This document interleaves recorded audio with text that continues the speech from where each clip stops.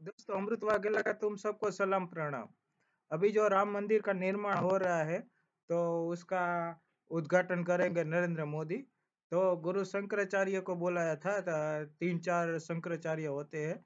तो जो भी धार्मिक कार्य होते हैं तो उनको बुलाया जाता है, मगर वो गुरु शंकराचार्य ने मना कर दिया है कि भाई मोदी उद्घाटन कर रहा है तो हम क्या वहां जाके तालियां बजाएंगे।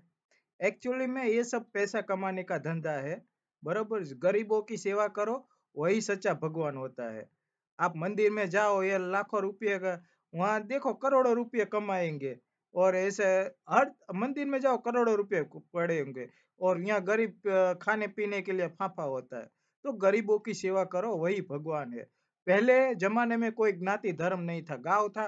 तो गांव में जो दर्जी का काम करता था तो उसे दर्जी बोला गया। जो अलग अलग सब काम करते थे उस पे विभाजन हो गया। फिर उसके बच्चे पैदा हुए तो बोले तू दर्जी का बेटा है, तू दर्जी है। वो मोची काम करे, तू तो मोची जाति का है, मोची है। ऐसा सब विभाजन हो गया। बाकी पहले कोई नात जात नहीं था, और सब एक धर्म सर्वधर्म समभाव। बरोबर ना। अब ये मोमेडियन के पास अभी ताजमहल है।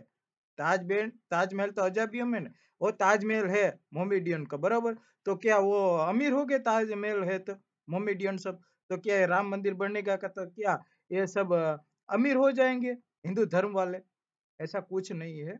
बराबर, मानवता रखिए, और मानवता के दृष्टि से बस जो जरूरतमंद है उसकी सेवा कीजिए, वही सच्चा धर्म है।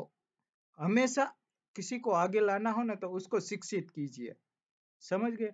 अभी क्या है, इंडिया में आबादी ज्यादा है, धंधा कम है। तो इसके लिए इसको क्या है, शिक्षित करना चाहिए। अंग्रेजी सिखाना चाहिए, वृद्धों को अंग्रेजी सिखाओ। तो वो सब पढ़े लिखे होगे तो कहीं से कहीं वो अपना धंधा ढूंढ लेंगे। समझ गए?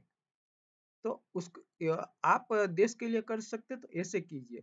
जो गरीब लोगों है उसको शिक्षित कीजिए, उसको शिक्षा दीजिए, उसको अंग्रेजी ज्ञान दीजिए, हिंदी ज्ञान दीजिए। गुजराती नहीं आती, गुजराती सिखाइए। तो अपने आप वो धंधा ढूंढ लेंगे। तो वही सब मानव सेवा है। बाकी ये धर्म का ये बनाएंगे तो ये देना, ये तो सब विभाजन का काम है। बाकी मानव सेवा कीजिए, वही सच्चा धर्म है। जय हिंद, जय भारत।